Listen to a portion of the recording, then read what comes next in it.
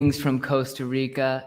It's Wednesday night, and it's our second episode of these Hump Day Costa Rica chats with Costa Rica Matt. Thank you very much for joining me. My name is Matt Rosensteel with Latitude 10 Realty, broadcasting absolutely live here from Playa Junquial, Guanacaste, Costa Rica. Thanks again for joining us tonight. Our topic, the main point of discussion that we're going to cover, is finding real data if you're looking at the Costa Rica real estate market. For a long time, people have known that there is no MLS here in Costa Rica. There's no multiple listing service that would typically serve as the ultimate source of data for realtors to be able to help their clients make decisions about prices and really invest their money well without spending. Well, despite the fact that we do not have an MLS, there are other sources of information that a qualified realtor, a professional, can use and leverage to give you guidance. And tonight, we're going to cover those. One, of course, as I've discussed before, is Costa Rica's National Registry. We'll log on and take a look at what it entails. And the second critical source is your professional network and the realtors you trust. I'll talk about that with an absolutely charming British guy. Dan Williams has joined me. He was actually nice enough to pre-record an interview with Dan. We'll cover the current state of Tamarindo business and tourism, as well as the investment potential up there. We'll also go over, like I mentioned, that second critical source of information for your realtor to help you guide you in making good decisions about investing here in Costa Rica. Again, thanks very much for joining me for this Wednesday night Costa Rica chat with Costa Rica Matt. We do have, once again, a huge celebrity that has stopped by for the broadcast. We are honored to have the lamp. Stay tuned.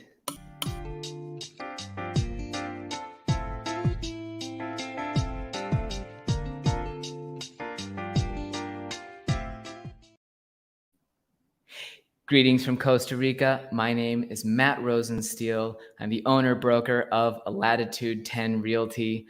Thanks very much for joining us tonight live here from Playa Junquial, Guanacaste, Costa Rica. Gerhardt and Kathy, it's great to see you joining us all the way from Bermuda. Gene, as always, much love to you in Iowa, and a ton of love to my beautiful wife, Anne-Marie Titsworth, who's also joining us in the comments tonight to help you guys with discussion. Our topic tonight is finding real data to try and support decision-making here in the Costa Rica real estate market. If you've done research, you've already found out that there is no multiple listing service, or MLS, here in Costa Rica that allows realtors to be able to tap into a single source of information.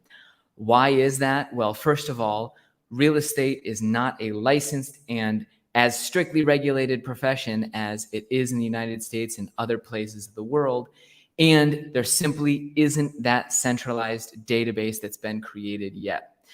You may work with a realtor or an agent here who says, you know, I really can't give you any kind of real comp information, recent sales prices of similar properties to this, because, yeah, I'm sorry, we don't have an MLS.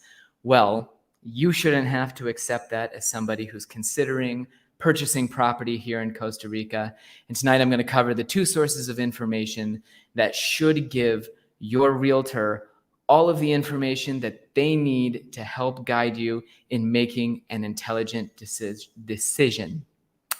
And specifically, I'm trying to address the problem here that without an MLS, you can see listing prices in Costa Rica that are absolutely all over the map. And frankly, in a lot of cases, quite high for what's being offered. And this is in large part due to the fact that, first of all, we have very limited inventory of available real estate. So in many situations, people with homes in prime locations or absolutely prime lots have a super scarce resource, and they're able to ask as much as they want for that scarce resource simply because they're aren't that many 4-bedroom ocean view rental homes available in a particular market if someone chooses it. So you do see this pricing being all over the place. And one of the things that I'm absolutely passionate about is empowering people to find out where they can get this information for themselves and to find out what kinds of standards they can hold their realtor to in seeking information and the kinds of data that a realtor should be able to provide here in Costa Rica, even though, as I said, we don't have an MLS. Let's get started tonight discussing Costa Rica's National Registry. I've mentioned this a lot on my channel, and in fact, I would consider myself a National Registry guru to some degree, or really a geek. I am obsessed with the fact that there is a transparent national database that includes tons of information about virtually everything you'd want to find out, and that this public information is accessible through a free online digital platform that I'm going to give to you tonight. We'll log into that, but the real miracle is that, even for a Central American country, Costa Rica's National Registry, which was originally created in 1975, is entirely digitized now so that it's accessible to you or to anybody considering purchasing real estate here. The website that is absolutely critical that we're going to check out tonight is first the link that I'll put here in the bottom of the video, which is rnpdigital.com, rnpdigital.com. If you go to this website, we'll be able to access the Costa Rica National Registry and go through a little bit of what it offers. Let's talk about what it is and what it is not. The Costa Rica National Registry is not an MLS. You cannot go into this database and search, I want to see all of the 2-bedroom homes that have recently been sold in Mar Vista. That's just not going to happen. The National Registry is a legal database where if you have the information tying a search to any piece of property or even a vehicle or a number of things that are publicly registered, you can find the title of that property, or you can find who owns a vehicle. You can find out who the nationally registered officers of a corporation are. You can even pull different legal documents based on reference numbers, order them so that, for example, if there was a dispute relating to a property, you can go in there and request legal documentation related to that dispute. So very much, this is the database that your lawyer, while you're considering Costa Rica real estate, will be using to complete their due diligence process. But really, I think it's a tool that I'd love to democratize and spread more. If your realtor is out there and does not have access to this, tell them they should get in touch with me so we can get them trained and help them figure this out. I've saved myself huge amounts of time using the National Registry. And one of the things I love doing is finding huge amounts of information about recent closings in different communities through a very simple method of repeated searching over and over and over again. And this is where I'm sure my assistant Danielle is chuckling and bemoaning the fact that a lot of this searching falls to him. In the National Registry, when you pull up the property title for a piece of real estate, you can see the last time that it changed ownership, and you can also see at what price it changed ownership. The important thing to understand here is that for a long time, that sale price information was absolutely inaccurate. And let me explain why. Everyone in Costa Rica for decades of real estate transactions was taking a creative approach to avoiding transfer taxes through not necessarily registering the full value of what a title was transferred for. Over time, obviously, the Costa Rica government closed that loophole. Everybody was selling shares of a corporation, valuing those shares very low. And when you changed shares of the corporation to sell your property to somebody else, you could say, I only want to pay the 1.5% transfer tax based on that $20 value that I want to assign to the stock of this company. So let's say up until December 3rd, 2018, and really, I think the rule was actually implemented in July of 2019. It was the capital gains tax.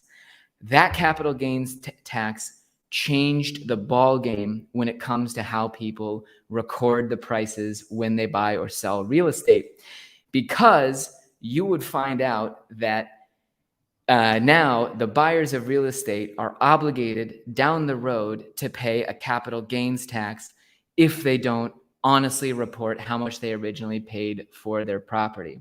So it's no longer a savings because of your transfer tax, and it's no longer in your long-term interest to not declare the value honestly, because when you go to sell the property down the line, you will face that capital gains tax.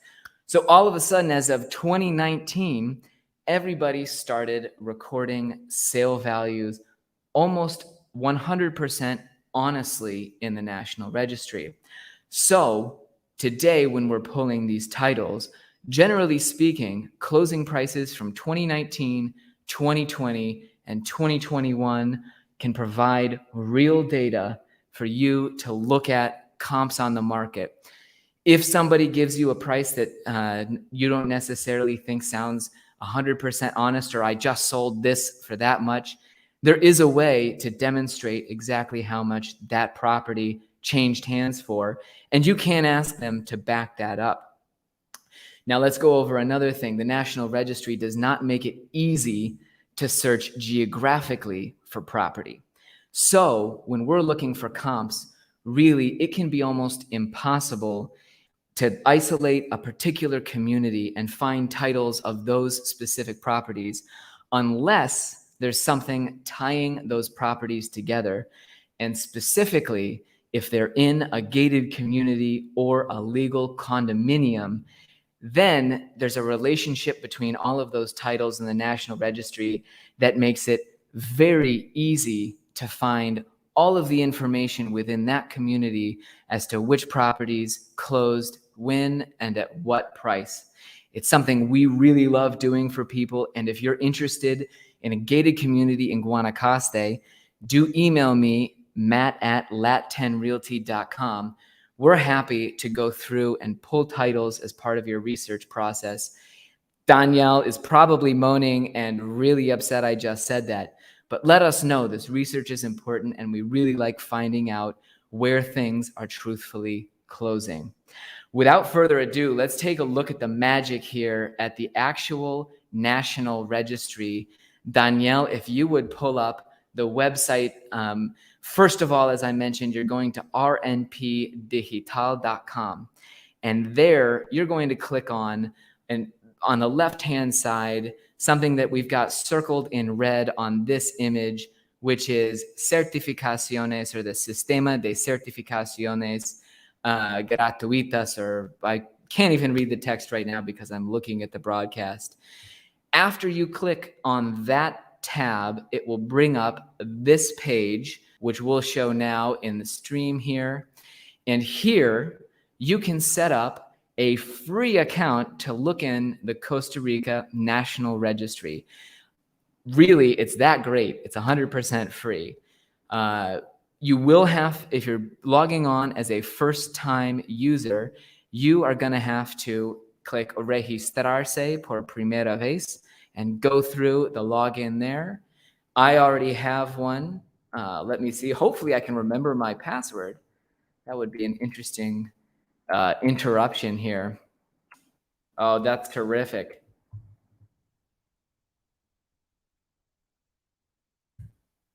Okay, let me think one more time here.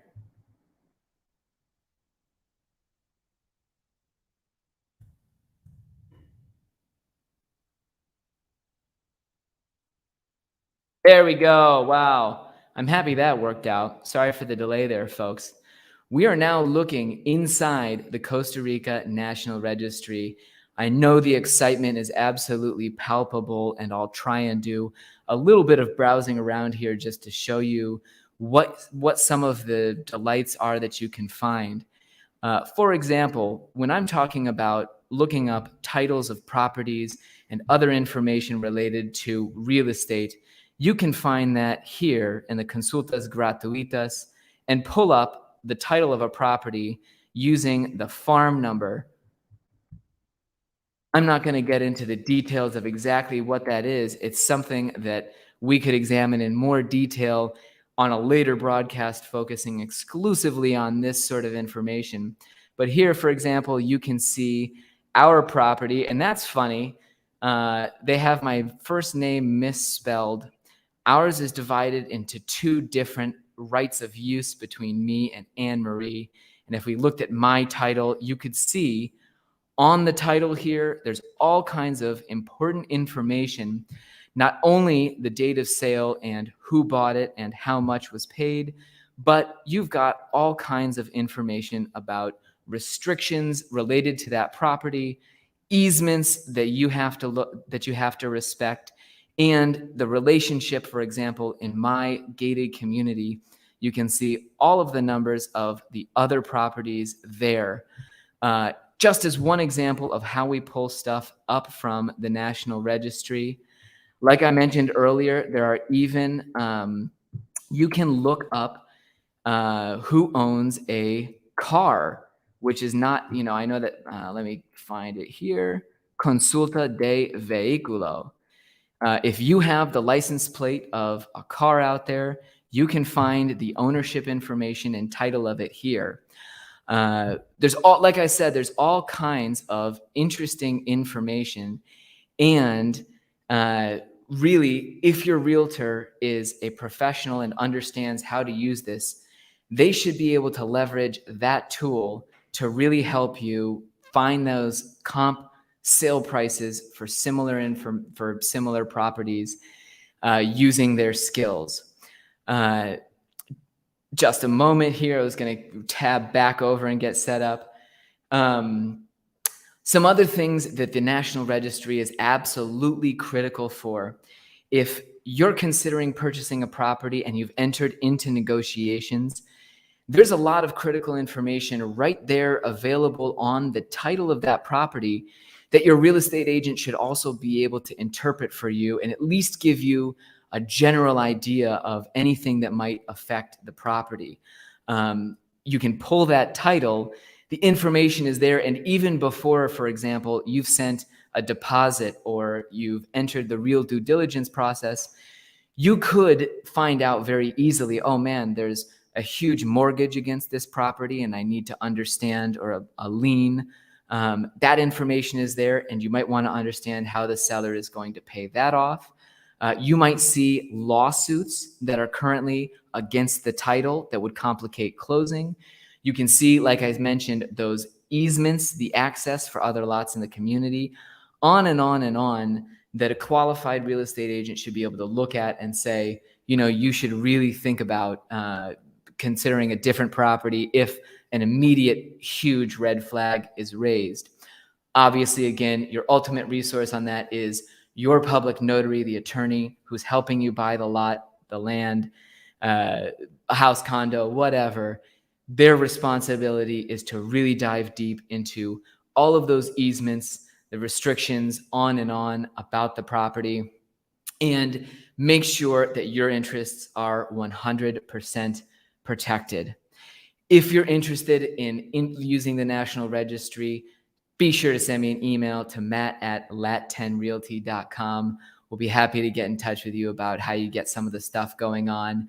I know it's been absolutely riveting so far, but we're going to take a very quick break. When we return in just a moment, we'll have a quick word yet again from more wonderful sponsors. As promised, folks, Dan Williams joins us. He's with Coldwell Banker Tamarindo. Restaurante Los Chitos. Sorry, that was a misstream. Here in Junquillal, if you're looking for spectacular local and foreign fusion food, consider Restaurante Los Chitos. It's just a couple hundred meters down the road from my office here on the main road in Junquillal.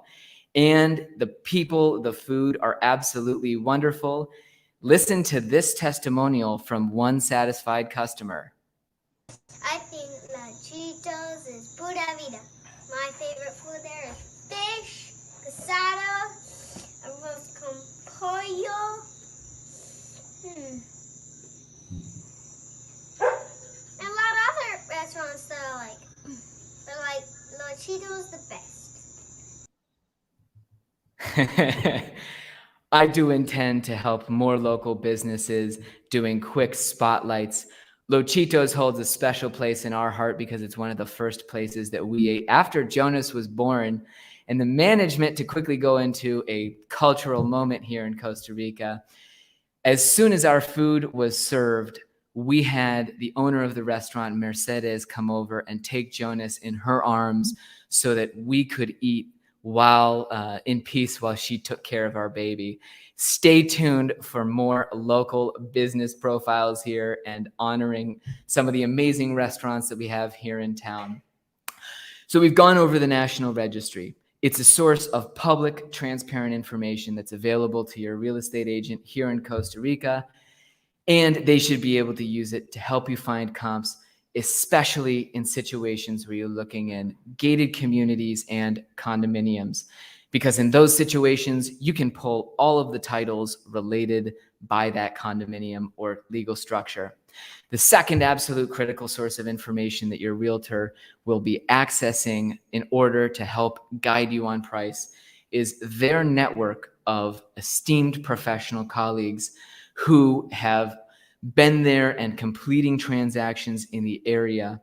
Because really, in this market, without that MLS, the only way to compile comp information in many cases can be through calling multiple realtors, those people you have great relationships with, and finding out what recent closings they can tell you in order to share information and understand things fully.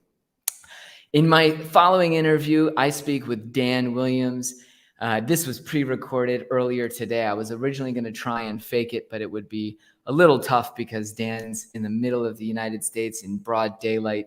He was nice enough to interrupt his vacation to tape the interview about Tamarindo business, what we're seeing here as we go into September, October of 2021, and also a little bit about the outlook for tourism in Tamarindo over the next year, as well as leveraging that critical network of professionals to help you give information to your clients. So without further ado, here is my interview with Dan Williams of Coldwell Banker Tamarindo Realty. Former and current colleague, really, and great friend. Dan lives in Playa Langosta. He's in the heart of the action in Tamarindo and Langosta. He also had years experience managing a hotel before he moved into real estate, so he's got a great perspective on tourism in general. Thank you very much, Dan, for joining me. I sincerely appreciate it. And tell me what the heck is going on in Tamarindo. I drive through town. It's September, which used to be absolute ghost town kind of month. And I can't even find a parking spot right now. It's that busy, and it seems like tourism just didn't drop this year. Hi, man. Thanks for the introduction. I completely agree with you. It's unprecedented what we're seeing at the moment. The volume of people, and there still is a really good mix as well of nationals, local nationals, as well as Northern Americans and Europeans coming through as well. And yeah. I completely agree with you. Traditionally, September and October is a month where a business would close, renovate, change a menu, paint and improve a home or whatever. And what we're actually seeing is quite the opposite. I think we're getting, from speaking to many people working in hospitality, from property managers to, as you mentioned, I'm still connected to some hospitality, some hostels in Tamarindo, and I have a couple of exclusive listings with their hotels and B&Bs as well, and restaurant owners, and we're hearing people having record months. You know, I spoke to a guy who owns a breakfast restaurant on the beach in Tamarindo. They actually closed for a majority of the period of COVID, and they said they came back in April and reopened in April, and then the following May was the best month, the best May they'd ever had. Yeah, I've been there 5 or 6 years now, but it was 3 times better than a traditional May. Yeah, it's staggering. We're seeing real estate clients, vacationers coming in, and traditionally people don't come because of the weather. You know, we all know, we get a lot of rain here in this time of year, and despite the rain, we've still got plenty of people. The beaches are full, as you said. Parking spaces are hard to find or not. I traditionally would travel September and October because there's little to no business. It's a great chance to recharge and come back ready for November, which feels like a spring month. Everybody's back with good, fresh energy, ready to hit the high season hard. And I feel this year that I've spoken to a few business owners, and they're really up in the air as to whether to close, knowing that November coming is going to be what many predict to be a blockbuster season. Yeah. Versus, if we don't close, we're not going to have the energy, but we don't want to miss out on the abnormal levels of business. Yeah, for sure. And down here in Junquillal, it's a pretty easy decision for most businesses to close, though. Even still, just up and down the coast, you see more traffic, a greater volume of transactions happening at this time of year. And I don't know if you've been seeing sort of the same momentum, or the reasons for the momentum being that it feels like there's this sort of burst happening, the dam bursting effect, plus abnormal stressors in a lot of people's lives. What percentage of your clients, real estate wise, are currently citing a need to get out of somewhere as their primary reason for looking in Costa Rica? Great question, actually. I would say that it's still very much down the middle, actually. I find I think just as many people are looking for that change of lifestyle, as well as people that are questioning what they're doing, and instead of going for a complete change of lifestyle, they're investing in an ROI opportunity to generate some money on an investment out of the country, and knowing that they have the backup. Then, if the plug does get pulled, we have our place in Costa Rica we could go and live in comfortably, and we can use it whenever we like. At the same time, it's going to create us some money year on year from rentals, as well as obviously in equity. I think a real strong mix of both, actually. And what sorts of returns would you, when you're talking to clients evaluating businesses in Tamarindo, what sorts of numbers do you think can happen for a typical rental property looking at, 2022? Are there property managers offering projections as to sort of what they can offer clients in terms of return on investment? And if so, what are those numbers sort of looking like? It's still a little, everybody's hedging their bets. I think my understanding and the feeling that we get is that everybody's really excited and we're going to break a lot of records. Yeah. But, you probably would have said the same in November 2019. And we're still not quite out of the woods yet, despite there's a lot more comfort, I think, with the topics that are in the world at the moment. But traditionally, I would have said a 5 to 8% genuine net cash on cash in the Tamarindo area. Outside of the Tamarindo area is going to vary a little bit. Yeah. The biggest thing is it depends on obviously your property manager, how much you use the home. That there are a number of mitigating factors there, but yeah. Business-wise, I think it would be safe to say a 10 cap rating on most businesses, if they're run efficiently, it's relatively safe, particularly with the hospitality. Yeah, great. Restaurants and so on, I think somewhere kind of in the middle, perhaps. But a condominium or a home in Tamarindo from really, 150,000 north, you should be expecting a 5 to 8% cash on cash plus the equity. And of course, the real bonus is you can come down and use it. Totally. That's frequently what I'm telling people is your biggest return on any investment in Costa Rica is going to be those vacations, the quality of life from actually using the property. And that really, if you're just simply planning on having rental units, Costa Rica has a lot more to offer than just, owning a condo as a rental unit, investment potential.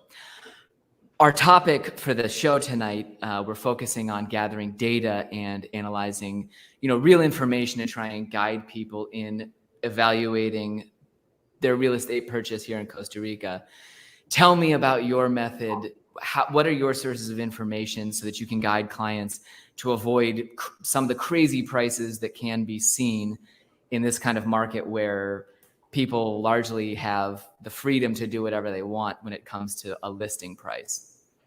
Yeah, as I'm sure many of your viewers will already know that, we are in an unregulated, we have no MLS, that the realtor is more key here, I feel, than in any other market that I've ever experienced, because anybody effectively can be a realtor, and we have great realtors, we have bad realtors, and then there's a large amount kind of in the middle. Yep. And something that I've learned through working with you and with the senior broker, Larry, of course, networking is the number one method for me to find out how much a place is worth. Yep. Finding out that, okay, you're looking at a condo in a building or a piece of land, you really need to utilize the team, or your network to find out, okay, who did the last deal here? Because you've got a relationship, because we're good people and we do the job correctly and we're efficient, 9 times out of 10, those agents will be willing to answer the phone and explain to you, okay, I had this deal go through, it was this much, and this was the date. Yeah. Had a very, very recent issue with this. Large plot of land, road front in Villarreal. I mean, normally prices out there could vary between $20 to $50 a square meter to $200 a square meter, depending on what you're looking at. Yeah, size and real location. Yeah, like, is it a commercial lot? Is it not? And called up an agent who I don't have a great relationship with. We've not done business together. We've done a couple of showings and chat once in a while. I actually caught them during lunch, and they took 20 minutes to explain to me a deal that they'd done about 6 months ago. They gave me the Finca number, which we're going to come to in a moment, which was really crucial. Yeah. They gave me all the details involved in the deal. Excellent. Now I could work out, and it just happened to be the lot that they had sold was about 300 meters up the street from the lot that I was looking to sell. Same size, pretty much same everything. Yeah. That told me everything I need to know.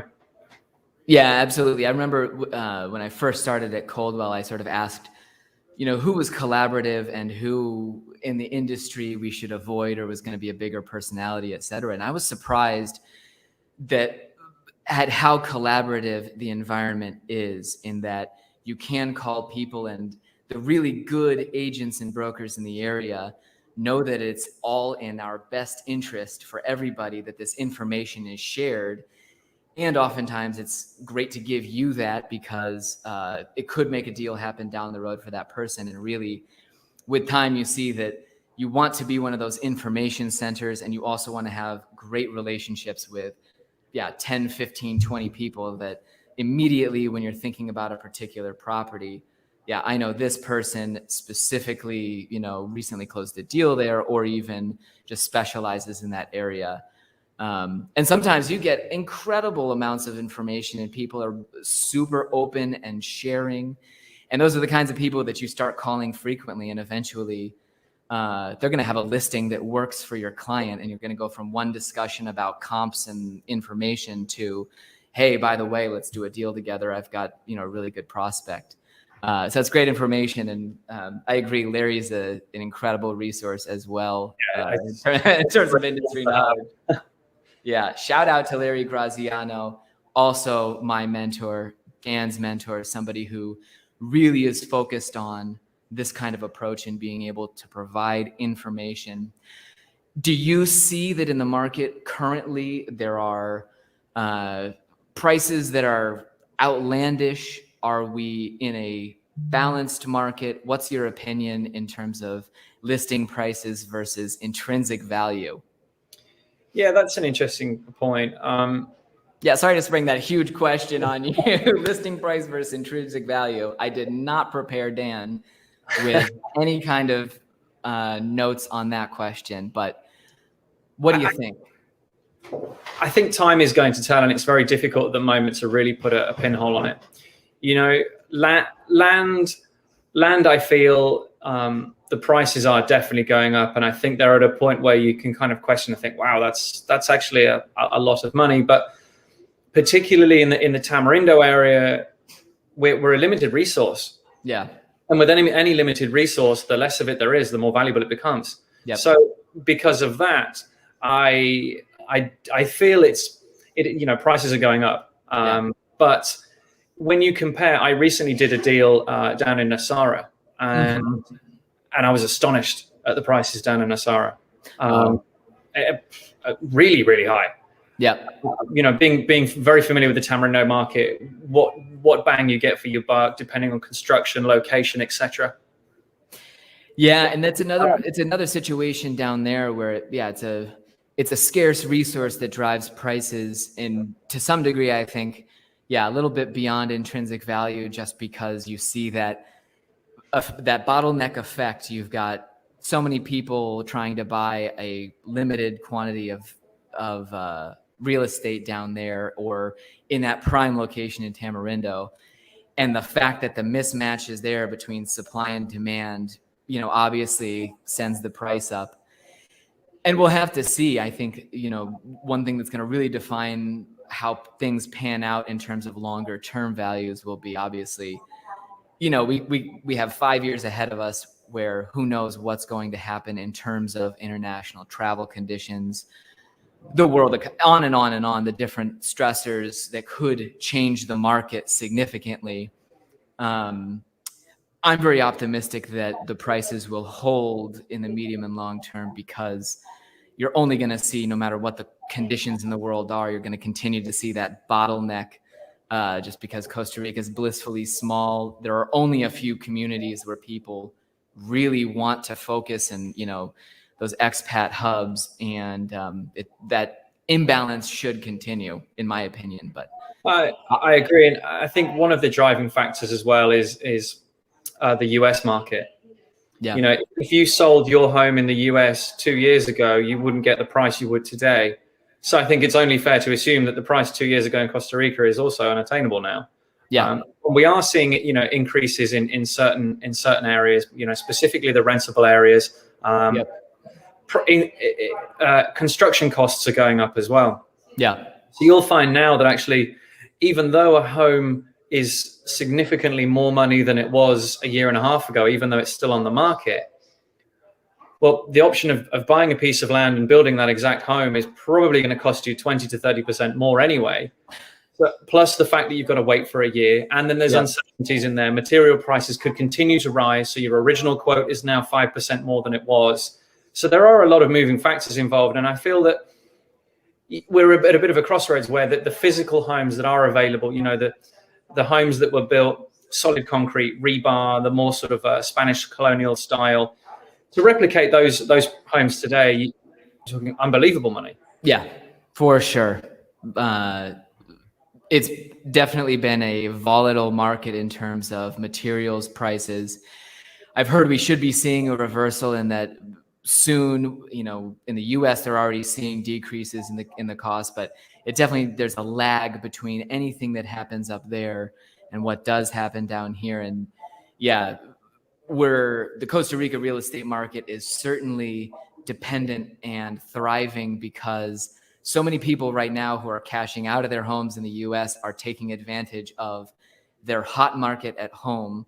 They've built up hundreds of thousands of equity in a property that maybe they didn't even have to really do anything except buy it 10 years ago and sit in it until now. And they're bringing down that, you know, net gain from the appreciation on their home, and they've got, at the moment, great resources. You see people who are very liquid, and especially after getting out of their U.S. property, sort of amazed at how relatively affordable some of the stuff can be. When we're talking about, you know, they've liquidated their home in California or anywhere near the western coastline, you know, the northeast of the U.S., Toronto, these markets where the prices have gone just absolutely insane. Before we go, Dan, give us your best Tamarindo restaurant recommendation if we're looking to spend a modest budget, not absolutely those superior, huge dinners, but where do we get your best meal in your opinion? I'm a little biased on this. I used to manage Green Papaya restaurant, and I still believe, pound for pound, great service, variety of menu, great quality of food. Yeah. Lunch, dinner, mid-afternoon snack. Yeah, absolutely.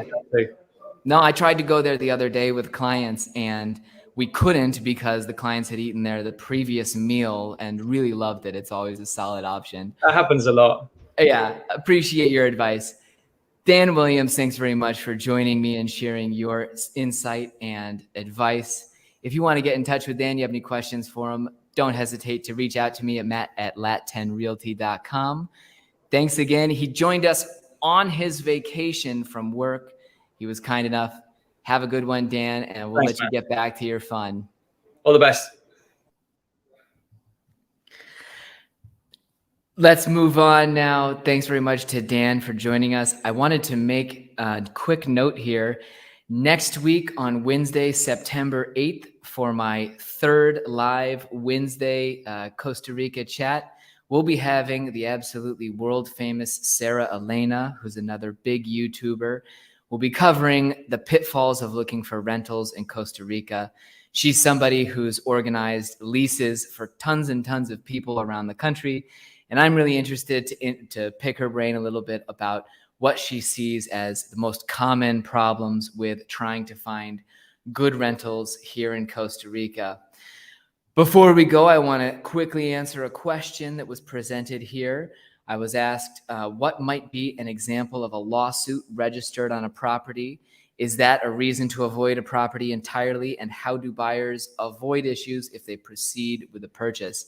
It's a spectacular question. And first of all, finding a lawsuit on the title of a property does not necessarily mean you 100% have to steer clear of that property. In fact, it's best you find that problem so that you can find possible solutions to address it. The examples of lawsuits that could be against a property and registered on the title can be anything from a financial dispute on the lien. It could be that one neighbor has directed too much runoff into another neighbor's lot, and that neighbor has sued the first one.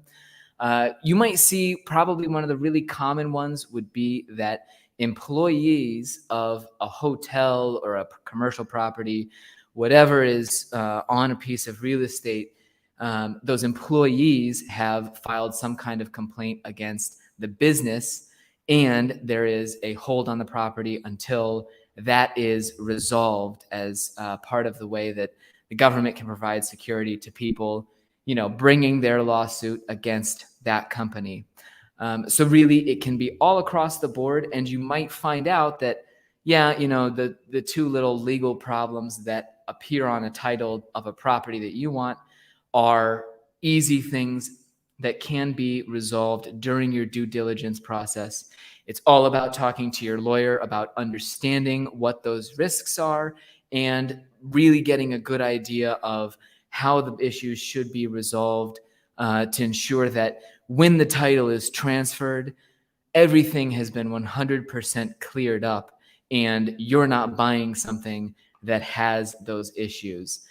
Frequently, I've had deals with due diligence periods that extend on so that we can meet certain contingencies. In fact, I've got two clients right now who have been so unbelievably patient waiting to close on a couple things in Tamarindo because we needed to make sure that a long due diligence checklist was met to clear up any discrepancies and first get things ready with the title, make sure things were free and clear with a condominium on and on, in order to be able to proceed to closing first with that title absolutely clear. Again, tonight, our topic was finding real data to support decision-making here in Costa Rica real estate. You shouldn't be intimidated by the lack of an MLS. A good realtor is an advocate for you who has access both to the National Registry and a ton of information available through their professional network. So if you're looking to really have great price information and judge whether or not you want to make an offer on a property, you should be able to find someone who can leverage those tools, give you real comps, the actual closing prices for properties that have recently sold that are similar to that home, lot, condo, etc. And you should be able to make a rational decision based on that information and not just based on your realtor's promise that, oh gosh, this is a really good deal and you're getting the best price. Again, next week, Wednesday, September 8th, my guest is Sarah Elena. Be sure to tune in at 9 p.m. Eastern, 8 Central, 7 p.m. Costa Rica time. My name is Matt Rosensteel with Latitude 10 Realty. It's been a sincere pleasure hosting you all tonight. Have a good evening. Thank you very much, and pura vida.